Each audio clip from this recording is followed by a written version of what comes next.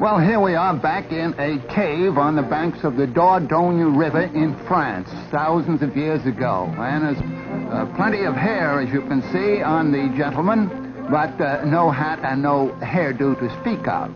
That hair is really interfering with his business. Nearby, the cave woman, his wife, is grilling a fish over an open fire. Now, the caveman is very plainly bothered by that hair that is growing so plentifully on his head in all directions. Suddenly he looks over toward the fireplace and he sees the surviving backbone of a fish that has been eaten. And it gives him an idea.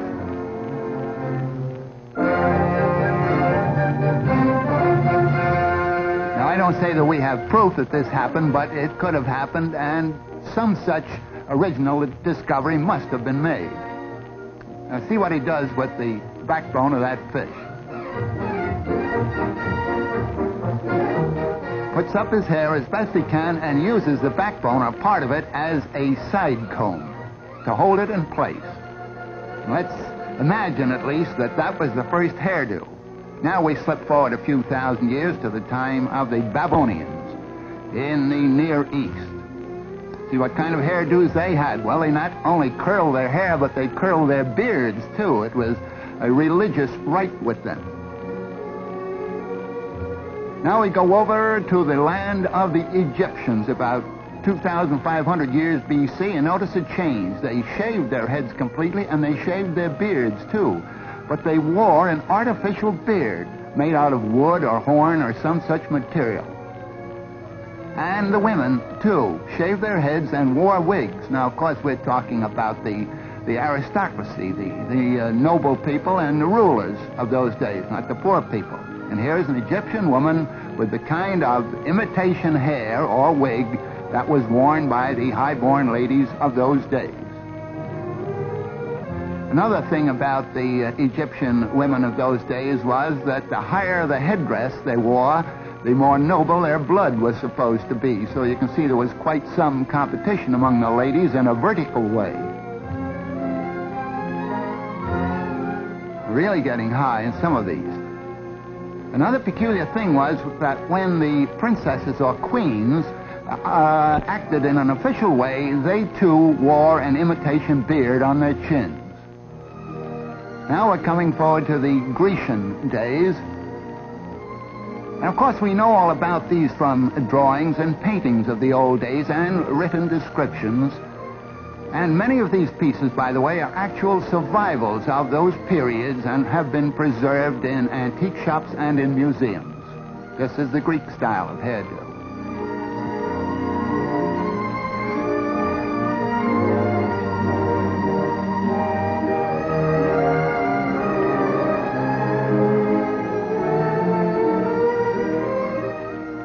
Of course, at all ages, a scarf was often used as a covering for the hair, with or without a hat on top of that.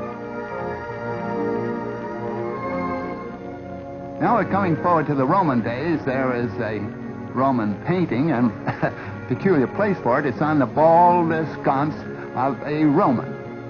And here we have one of the Roman ladies of the court of Augustus Caesar. And this is the kind of wig that she wore. A very dark wig.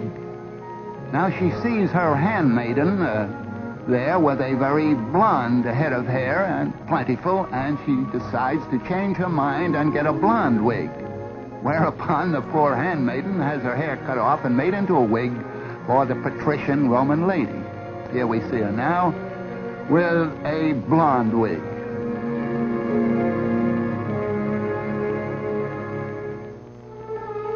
Well, we'll step forward about 1,000 years into the beginning of the medieval period.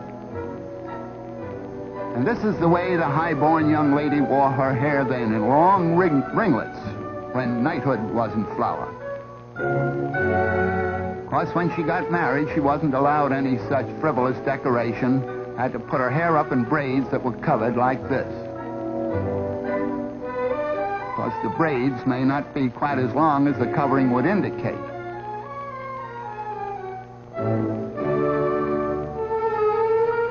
Just a little added decoration.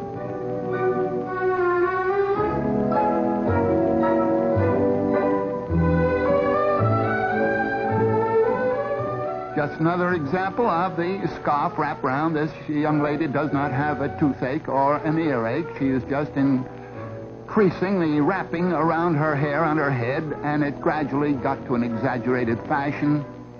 More and more of the face and hair were concealed until we got to this type, which became popular in Brittany, in France, hundreds of years ago. And then we had also in medieval days a sort of dunce cap idea. And once an idea was formed, why, they carried it out to the extreme. So here we have the double dunce cap, and even further the triple and quadruple dunce cap idea.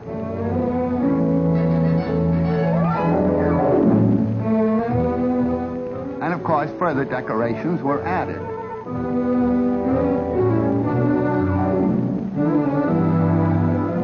This is a millinery display of the medieval period. Now we come to what I call the antler type of hat. Looks something like the spread of antlers of a water buffalo or some African gazelle.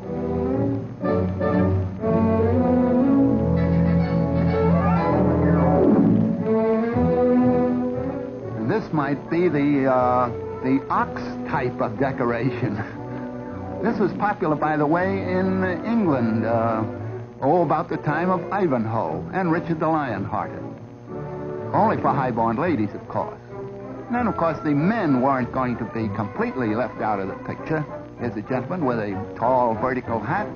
And just in case of a change in the weather, notice that he has a different type of hat slung over his back.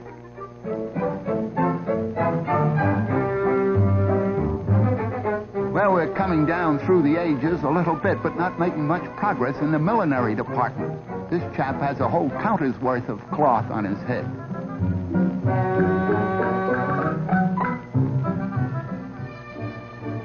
Now, this is on the neat side, but that hairnet is studded with precious jewels. In this case, it's the first cost and not the upkeep.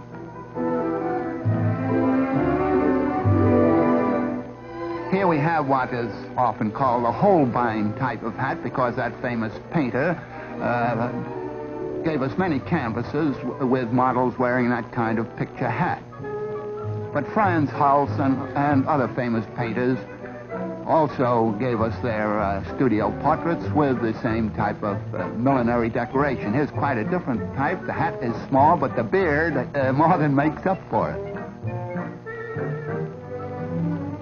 Now, this is really neat. I say I'm no judge of ladies' hats, but this is the type I like anyhow. It'll be good in a high wind. Notice that the ruff is now coming in around the neck there. That would be around 1550, 1600 and through there. Just imagine all the handwork that went into the ironing of a ruff of that type. Many of the pictures by Van Dyck feature these ruffs.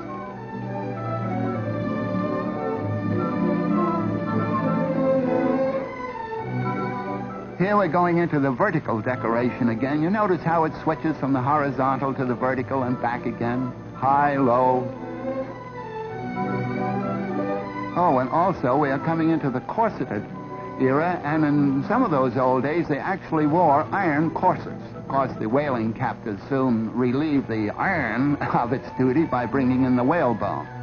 This is just a simple country costume, I'm glad to say. They've relaxed on that iron stuff. And here we have a lace bodice and a straw hat.